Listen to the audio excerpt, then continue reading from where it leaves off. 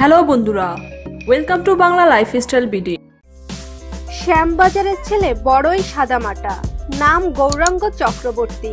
একেবারে সাধারণ ঘরের ছেলে, মনে মনে ইচ্ছা পুষে রেখেছিলেন অভিনয় করার, লড়ে যাচ্ছিলেন নিজের মতন করে।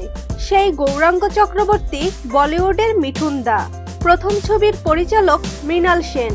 সেই ছবিতে জাতীয় পুরস্কার জিতে নিলেন। এরপর ডিস্কো ড্যান্সার ছবির নাচ ও অভিনয়ের জুড়ি জমিয়ে দিলেন বক্স অফিস। এই নিয়ে তখন তোলপাড় গোটা দুনিয়ায়। ফের ঝুলিতে জাতীয় পুরস্কার। ছবির নাম অগ্নিপথ।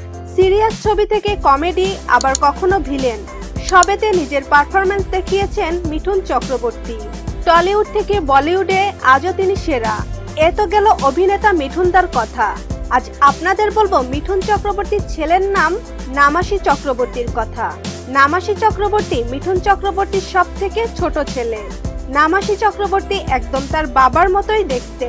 তাকে ছবিতে দেখে আপনি নিশ্চয়ই এ কথাই বলবেন, এটা অভিনেতা মিঠুন চক্রবর্তীর যুবক বয়সের ছবি। নামাশী চক্রবর্তীকে মিঠুন চক্রবর্তীর কার্বন কপিও বলা হচ্ছে। সে শুধু দেখতেই তার বাবার মতো নয়, তার কথাবার্তা, চলাফেরা সবকিছুই বাবা মিঠুন চক্রবর্তীর মতো। মিঠুন চক্রবর্তীর ছোট ছেলে নামাশী চক্রবর্তী বলিউডে পা রাখার কথা ভাবছেন। হয়তো খুব শীঘ্রই তাকে বলিউডে সিনেমায় দেখা যাবে। তো বন্ধুরা, মিঠুন চক্রবর্তীর ছেলে নামাশী চক্রবর্তীকে আপনাদের কেমন লাগলো? লাইক কমেন্টস করে অবশ্যই জানাবেন।